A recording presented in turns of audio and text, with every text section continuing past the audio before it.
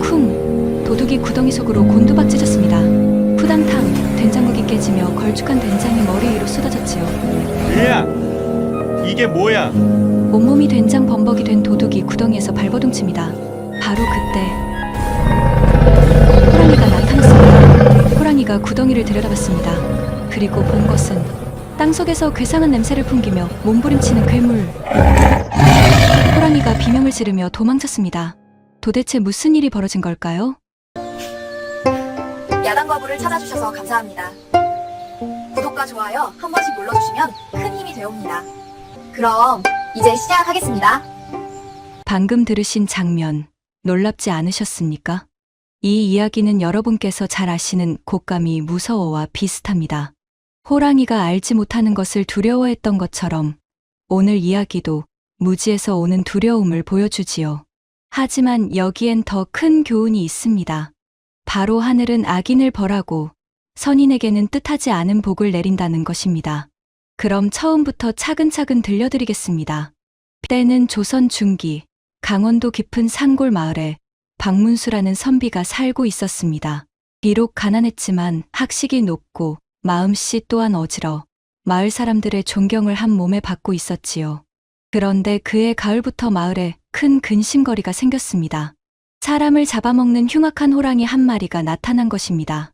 처음엔 마을 뒷산에서 닭과 개를 물어가는 정도였습니다만 점점 대담해져서 급기야 사람까지 해치기 시작했지요. 달밤이면 으르렁거리는 호랑이 울음소리가 온 마을에 퍼졌습니다. 그 소리는 뼛속까지 스며드는 듯 섬뜩했지요. 사람들은 해가 지면 감히 밖에 나오지도 못했습니다. 어느 날 저녁, 마을 이장이 박문수를 찾아왔습니다. 이장의 얼굴은 초췌하기 그지없었고 깊게 팬 눈가에는 며칠 밤을 설친 흔적이 역력했습니다. 손은 부들부들 떨렸고 입술은 바짝 말라 갈라져 있었지요. 박나으리, 이를 어쩐다요? 어젯밤에도 호랑이가 나타나 최첨진의 아들놈을 물어갔단 말이오. 이장의 목소리는 떨리고 있었습니다. 뭐라고 하셨소? 아니, 최첨진의 막내가? 예, 나무하러 갔다가 해 지물 때 돌아오던 길에 아이고, 그 불쌍한 것을 어쩐단 말이오. 이장인, 제가 마을을 지키지 못해 백성들이 이 지경이니. 이장은 목이 메어 말을 잇지 못했습니다. 박문수는 주먹을 불끈 쥐었습니다. 그의 손등에 핏줄이 붉어져 나왔고 턱끝이 부들부들 떨렸지요. 이를 악물고 참는 그의 목소리에서 분노가 배어나왔습니다. 이장 어르신, 진정하시구려. 제가 반드시 묘책을 내어 저 흉악한 짐승을 물리치겠소. 하오나 박나으리, 장정들이 창과 몽둥이를 들고 나가도 번번이 허탕만 쳤는데 글만 읽으신 선비 양반께서 무슨 수로. 이장의 목소리엔 반신반의하는 기색이 역력했습니다. 힘으로 되지 않으면 지혜로 이기는 것이오. 저를 믿고 사흘만 기다려 주시구려. 박문수의 말에는 단호함이 묻어났습니다. 이장이 돌아간 후 박문수는 밤새도록 책을 뒤적이며 국리를 거듭했습니다. 바스락바스락 책장 넘기는 소리만이 고요한 밤을 채웠지요. 촛불이 반쯤 녹아내려 눈물처럼 흘러내렸고 심지는 탁탁 소리를 내며 꺼져갔습니다. 새벽 달기 울 무렵 박문수의 눈이 번쩍 뜨였지요. 그래, 함정이다. 호랑이를 잡으려면 함정을 파야 해. 힘으로는 당할 수 없으니 땅의 힘을 빌려야지. 박문수는 혼잣말로 중얼거렸습니다. 다음 날 새벽부터 박문수는 집 뒤편 장독대 옆에 큰 구덩이를 파기 시작했습니다. 푹, 푹, 괭이질 소리가 마당에 울려 퍼졌습니다. 땀이 비 오듯 흘러내렸습니다. 등짝은 금세 땀으로 흠뻑 젖었고 손에는 물집이 하나둘 잡혀가기 시작했지요. 하지만 박문수는 멈추지 않았습니다. 사람 키의 3배는 좋게 되는 깊이까지 구덩이를 팠습니다. 그리고는 그 안옆면에 뾰족한 나무 창을 빼곡히 박았지요. 톡, 톡투톡, 망치질 소리가 경쾌하게 울렸습니다. 호랑이가 떨어지면 절대로 빠져나올 수 없도록 창끝들은 모두 안쪽을 향해 비스듬히 박혀 있었습니다. 마치 거대한 짐승의 어금니처럼 말이지요. 그리고는 그 위에 나뭇가지와 풀, 낙엽들로 교묘하게 덮개를 만들어 위장했습니다. 마지막으로 그 위에 자신의 집에서 가장 큰 된장독을 조심스레 올려놓았습니다. 여보, 그 된장독은 시어머님께서 물려주신 것으로 3년을 정성껏 묵힌 귀한 것이 아니오? 그걸 어찌 그리. 아내의 목소리는 놀라움으로 가득했습니다. 여보, 된장 100독이 있어도 목숨이 없으면 무슨 소용이겠소. 호랑이만 잡으면 된장은 다시 담그면 되지 않겠소. 박문수의 표정은 결연했습니다. 에휴, 영감 뜻이 그러시다면야. 하오나 조심하시구려. 제발 무사하셔야 하옵니다. 아내는 한숨을 쉬었습니다. 박문수는 마을 사람들을 불러 모았습니다. 여러분, 오늘 밤부터 사흘간은 절대로 해가 진 후에 밖에 나오지 마시구려. 특히 제 집 장독대 근처에는 얼씬도 하지 마시오. 제가 호랑이를 잡을 계획을 세웠으니 모두 집에서 문단속 단단히 하고 계시오. 박문수의 목소리는 엄숙했습니다. 박나으리께서 무슨 수를 쓰신다는 건가? 글쎄 말이요. 혹시나 호랑이한테라도 당하시면 어쩌려고? 사람들은 수군거리며 걱정스러운 기색을 감추지 못했습니다. 그날 밤이 되었습니다. 달은 먹구름에 가려 칠흑 같은 어둠이 온 마을을 덮었습니다. 바람은 휘익 소리를 내며 처마 끝을 핥히고 지나갔지요. 어디선가 부엉이 울음소리가 후욱 들려오더니 이내 다시 정막만이 내려앉았습니다. 나뭇가지들이 바람에 흔들리며 바스락바스락 불길한 소리를 냈지요. 박문수는 사랑채에 홀로 앉아 책을 읽는 척하며 귀를 쫑긋 세우고 밖의 기척을 살폈습니다. 그때 마을 밖 어둠 속에서 다른 존재 하나가 움직이고 있었습니다. 검은 도포를 걸친 사내, 얼굴에는 검은 천으로 코 아래를 가린 도둑이었습니다. 크크크. 이 동네 박문수란 놈이 제법 살림이 괜찮다는디. 호랑이 때문에 온 마을이 벌벌 떠는 판에 문단속이나 제대로 했을라나? 이런 때가 바로 기회제. 도둑은 간사한 목소리로 혼잣말을 했습니다.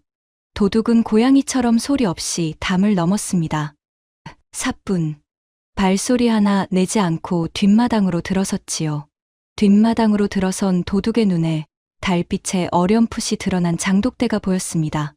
오호라. 장독대가 제법 크구먼.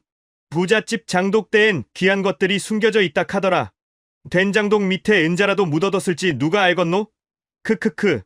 도둑의 목소리는 욕심으로 가득했습니다. 도둑은 장독대 쪽으로 살금살금 다가갔습니다.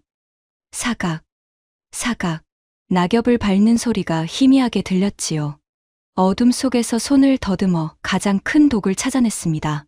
바로 그 순간이었습니다. 으아! 도둑이 발을 디딘 곳이 푹 꺼져 내렸습니다.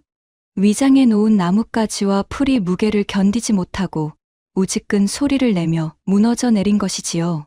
도둑은 그대로 구덩이 속으로 곤두박질 쳤습니다. 쿠루당탕탕탕. 독이 깨지는 요란한 소리가 밤 공기를 갈랐습니다. 걸쭉한 된장이 철벅 하고 도둑의 머리 위로 쏟아져 내렸지요. 쿵! 도둑의 몸이 깊은 구덩이 바닥에 내동댕이 쳐졌습니다. 등짝에서부터 뚝 하고 뼈가 울리는 소리가 났고 입에서는 으읍 하고 비명도 제대로 못 내는 신음이 새어나왔지요. 아이고. 이게 뭔 개똥 같은 냄새요. 끈적끈적하고. 으아! 도둑은 온몸이 된장 범벅이 되었습니다. 머리카락부터 발끝까지 걸쭉한 된장이 질펀하게 뒤집어 씌워졌지요. 눈두덩이에도 콧구멍에도 입 안에까지 된장이 들어갔습니다. 퇴퇴. 도둑은 입에 들어간 된장을 뱉어내며 고개를 마구 흔들었지요. 게다가 깨진 독 조각들이 여기저기 몸에 걸쳐져 마치 괴상한 갑옷을 입은 것처럼 보였습니다. 도둑이 으윽 신음하며 허우적대며 일어서려 하자 옆구리에 뾰족한 것이 툭 하고 스쳤습니다. 구덩이 벽면에 박힌 날카로운 나무창이었지요. 이게 함정이었구나. 창이. 사방에 창이 박혀 있어. 제기랄. 도둑의 목소리는 다급함으로 가득했습니다. 도둑은 몸을 움직일 때마다 창끝이 찌자하고 옷을 찢고 살갗을 긁어댔습니다. 잘못 움직였다간 창에 찔려 큰일 날 판이었지요. 구덩이는 깊고 깊어서 위를 올려다보니 아득하기만 했습니다. 희미한 하늘빛이 저 멀리 보일 뿐 손을 뻗어도 닿지 않는 높이였지요. 벽을 타고 올라가려 해도 창끝들이 안쪽으로 비스듬히 박혀 있어 손댈 곳이 없었습니다. 손을 뻗으면 손바닥이 푹 창끝에 찔릴 게 뻔했지요. 살려주시오. 사람 살려. 제발 누가 좀 살려주시오. 아이고! 도둑의 비명이 밤 공기를 찢었습니다. 된장 범벅이 된 채로 구덩이 바닥에서 팔을 휘저으며 미친 듯이 고함을 질러댔지요. 쿵쿵, 철퍽철퍽, 구덩이 벽을 두드리는 소리, 된장 속에서 허우적대는 소리가 어둠 속에 울려 퍼졌습니다. 바로 그때였습니다. 낮고 으스스한 소리가 어둠 속 멀리서 들려왔습니다. 마을을 노리고 산에서 내려온 호랑이였습니다. 호랑이는 요란한 소리에 깜짝 놀라 걸음을 멈췄습니다. 귀를 쫑긋 세우고 소리가 나는 방향을 살폈지요. 뭔가 먹잇감이 소란을 피우는구나. 아니, 저 소리는 사람이로군. 호랑이는 조심스럽게 소리가 나는 쪽으로 다가왔습니다. 사각, 사각, 낙엽을 밟는 소리가 점점 가까워졌습니다. 도둑은 구덩이 안에서 그 소리를 들었습니다. 온몸이 얼어붙었지요. 된장 냄새 때문에 눈도 제대로 뜨지 못한 채 귀만 쫑긋 세우고 있었습니다. 뭐야? 무슨 소리지? 설마 호랑이? 도둑의 목소리는 떨리고 있었습니다. 호랑이가 구덩이 근처까지 다가왔습니다. 코를 킁킁거리며 냄새를 맡았지요. 킁킁. 그런데 이상했습니다. 사람 냄새가 나긴 하는데 그와 함께 코를 찌르는 이상한 냄새가 섞여 있었지요. 시큼하면서도 텁텁한, 지금껏 맡아본 적 없는 냄새였습니다. 호랑이는 조심스럽게 구덩이 가장자리로 다가갔습니다. 한 발, 사각, 또 한 발, 사각, 앞발로 땅을 짚으며 천천히 다가갔습니다. 쿵, 쿵, 호랑이의 발소리가 도둑의 귀에 똑똑히 들렸습니다. 도둑은 온몸이 얼어붙었습니다. 숨소리조차 내지 못한 채 구덩이 바닥에 웅크린 채 떨고만 있었지요. 심장이 쿵쿵쿵 귀가 먹먹할 정도로 미친 듯이 뛰었습니다. 그때 희미한 달빛이 먹구름 사이로 빠져나왔습니다. 은은한 달빛이 구덩이 입구를 비췄지요. 호랑이의 거대한 그림자가 구덩이 안으로 드리워졌습니다. 도둑이 천천히, 아주 천천히 고개를 들어 올려다보았습니다. 그리고 눈이 마주쳤습니다. 호랑이가 본 것은 무엇이었겠습니까? 달빛이 희미하게 비추는 깊은 구덩이 속에서 온몸이 검붉은 진흙 같은 것으로 뒤덮인 괴물이 팔을 휘저으며 발버둥치고 있는 모습이었습니다. 머리와 어깨에는 기괴한 조각들이 덕지덕지 붙어 있었습니다. 독 조각들이 달빛을 받아 반짝반짝 불길하게 빛났지요. 얼굴은 온통 검붉은 것으로 뒤덮여 사람인지 짐승인지조차 분간이 안 갔습니다. 게다가 그 괴물에게서는 코를 찌르는 시큼하고도 텁텁한 냄새가 마치 수십 년 묵은 장독이 한꺼번에 뒤집어진 듯한 악취가 구덩이 밖까지 풍겨 올라왔지요. 호랑이다! 으악! 호랑이여! 사람 살려! 도둑은 혼비백산하여 소리를 질렀습니다. 도둑은 더욱 미친 듯이 소리를 지르며 팔을 휘저었습니다. 퀴리킥, 탁탁탁. 된장이 묻은 팔이 공중을 가르며 된장 방울들이 사방으로 튀어올랐지요. 그 모습은 마치 지옥에서 올라온 귀신이 몸부림치는 것 같았습니다. 호랑이는 평생을 산에서 살며 온갖 짐승들을 보아왔습니다. 사슴도 잡아보았고 멧돼지도 잡아보았지요. 곰과 싸워본 적도 있었습니다. 하지만 이런 것은 처음이었습니다. 땅속 깊은 곳에 갇혀서 괴상한 냄새를 풍기며 몸부림치는 괴물이라니. 호랑이의 울음소리는 당황으로 가득했습니다. 호랑이의 온몸에 털이 곤두섰습니다. 등짝에 줄무늬가 선명하게 드러날 정도로 털이 쭈뼛었지요. 본능적으로 위험을 감지한 것입니다. 이건 범상치 않다. 저것은 분명 산신령께서 땅속 깊은 곳에 가둬놓은 악령이 틀림없다. 호랑이의 머릿속에는 어미 호랑이가 어릴 적 들려준 이야기가 떠올랐습니다. 땅속에 갇힌 것들을 함부로 건드리면 산신령의 노여움을 사서 벼락을 맞는다는 이야기 말이지요. 호랑이는 지금껏 수많은 사냥을 해왔지만 이런 두려움은 처음이었습니다. 가슴속 깊은 곳에서부터 올라오는 본능적인 공포였지요. 살려주시오. 제발. 으악! 이놈아, 잡아먹을 거면 빨리 잡아먹어. 이 고통이 더 심하다. 된장 범벅이 된 도둑이 양팔을 번쩍 들어 올리며 몸부림쳤습니다. 철퍽, 된장이 튀어오르며 괴물이 구덩이에서 기어 나오려는 것처럼 보였지요. 그 순간 진한 된장 냄새가 한층 더 강하게 호랑이의 코를 강타했습니다. 콱! 호랑이는 고개를 확 뒤로 젖혔습니다. 너무나 자극적인 냄새였지요. 호랑이는 이제껏 들어본 적 없는 비명을 질렀습니다. 이 마을에는 무시무시한 것이 산다. 땅속 깊은 곳에 갇힌 괴물, 그 괴상한 냄새와 소름 끼치는 모습. 호랑이는 뒤도 돌아보지 않고 도망쳤습니다. 쿵쿵쿵쿵, 우두둑. 거대한 몸집이 필사적으로 달려가는 소리가 땅을 울렸습니다.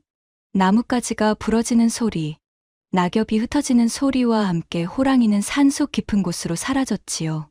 소리가 점점 멀어졌고 이내 정막만이 남았습니다. 도둑은 구덩이 안에서 덜덜 떨었습니다. 갔나 보다. 살았다.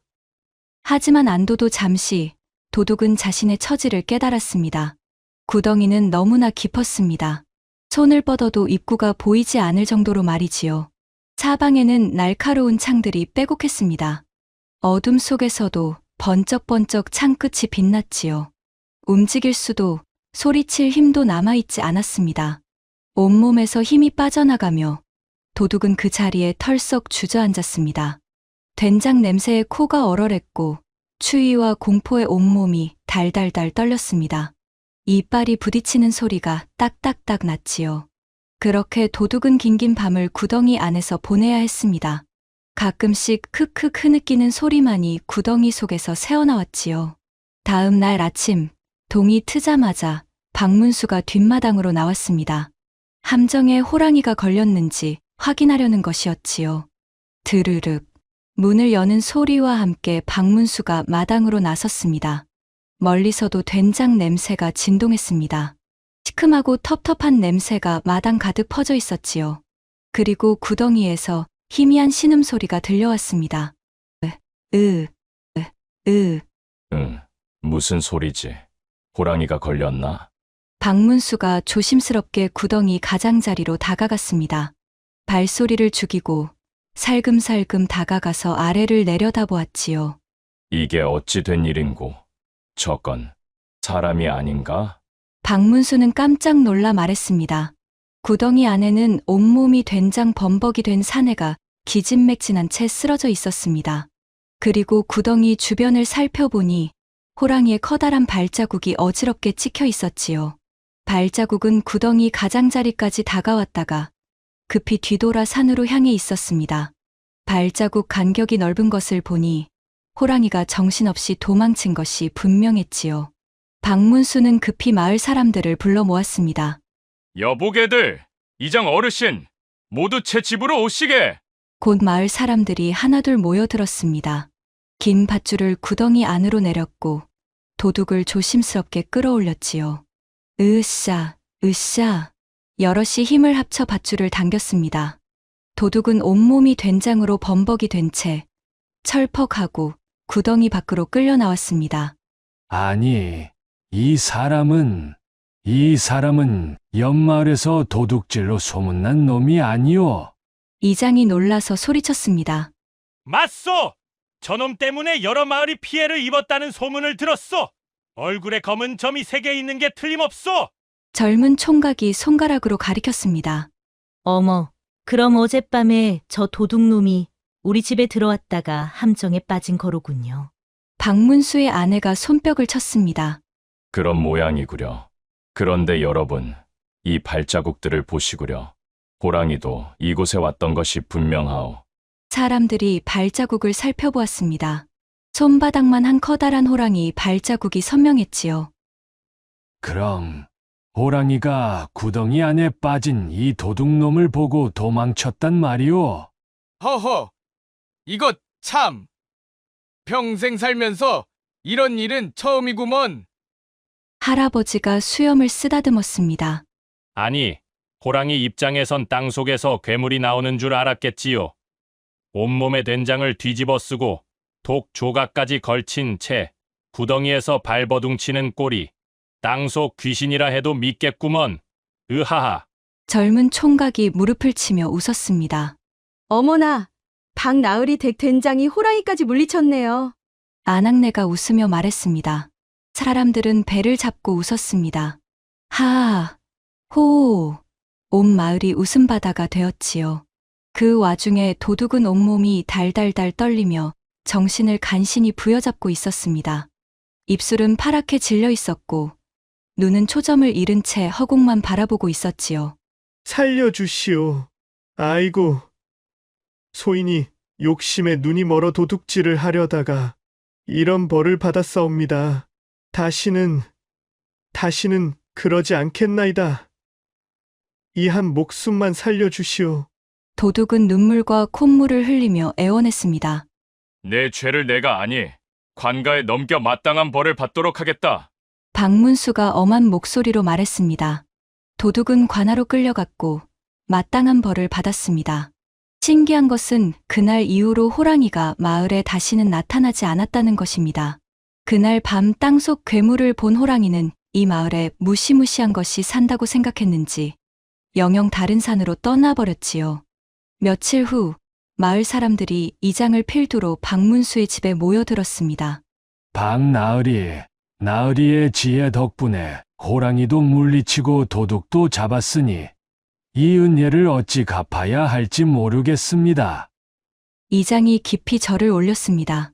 우리 집 곡식은 얼마 안 되지만 이거라도 받아주시구려. 목숨을 구해주신 은혜를 어찌 잊겠습니까? 할아버지가 보따리를 내밀었습니다. 나으리, 저희 젊은이들이 힘을 합쳐 새 장독대를 만들어 드리겠습니다. 전보다 더 크고 튼튼하게 말이오. 젊은 총각이 힘차게 말했습니다. 저희 집에서도 보리서 말 가져왔습니다. 받아주시옵소서. 아낙네가 곡식 자루를 들고 왔습니다. 마을 사람들의 마음이 하나로 모였습니다. 각자 형편에 맞춰 쌀 한 대박, 보리서 말, 콩 한 자루씩을 내놓았지요. 툭툭, 곡식 자루를 내려놓는 소리가 마당에 가득했습니다. 박문수의 아내는 눈시울을 붉히며 그 정성을 받았습니다. 제가 무슨 큰일을 했다고 그러십니까? 다만 하늘이 도우신 것이지요. 악한 일을 꾀하는 자는 스스로 함정에 빠지고 하늘은 선한 백성을 지켜주는 법입니다. 박문수가 겸손하게 말했습니다. 그 후로 마을에는 평화가 찾아왔습니다. 박문수는 된장독은 잃었지만 마을 전체의 안녕을 지킨 셈이었지요. 마을 사람들이 모아준 곡식은 산더미처럼 쌓였습니다. 박문수의 아내는 그 곡식으로 더욱 큰 장독을 빚었습니다. 전보다 2배는 큰 독이었지요. 그리고 이듬해 봄, 정성껏 된장을 담갔습니다. 3년 후, 그 된장이 익었을 때 박문수는 마을 사람들을 불러 모아 함께 나눠 먹었습니다. 이 된장은 여러분의 정성으로 만들어진 것이오. 모두 함께 나눠 먹으시구려. 이 이야기는 훗날 마을에 전설처럼 내려왔습니다. 할아버지가 손자에게, 손자가 또 그 손자에게 대대로 전해졌지요. 사람들은 이렇게 말했다고 합니다. 지혜로운 자는 하늘의 도움을 받고 악한 자는 스스로 멸망한다. 그리하여 박문수의 지혜와 하늘의 도우심으로 한 마을이 호랑이와 도둑이라는 두 악당으로부터 해방되었다는 이야기, 여기서 마치도록 하겠습니다. 여러분, 이 이야기가 주는 교훈을 다시 한번 되새겨 보시지요. 박문수는 마을을 지키기 위해 지혜를 짜냈습니다. 비록 귀한 된장독을 잃을 각오까지 했지요. 그의 선한 의도와 희생정신에 하늘은 뜻하지 않은 방법으로 보답했습니다. 도둑이라는 악인이 스스로 함정에 빠졌고 그 모습이 호랑이까지 물리쳤으니 말입니다. 이것이 바로 하늘은 스스로 돕는 자를 돕고 악인은 제 꾀에 제가 넘어간다는 진리가 아니겠습니까? 또한 호랑이가 땅속 괴물을 보고 도망친 것은 곶감이 무서워 이야기처럼 무지에서 오는 두려움을 보여줍니다. 아무리 힘센 호랑이라 할지라도 모르는 것 앞에서는 한없이 나약해지지요. 우리네 인생도 마찬가지입니다. 선한 마음으로 최선을 다하면 하늘이 언젠가는 반드시 돕습니다. 그리고 악한 마음을 품은 자는 결국 자신이 판 함정에 스스로 빠지게 마련이지요. 오늘 이야기가 여러분의 마음에 작은 울림이 되었기를 바라며 이만 줄이겠습니다.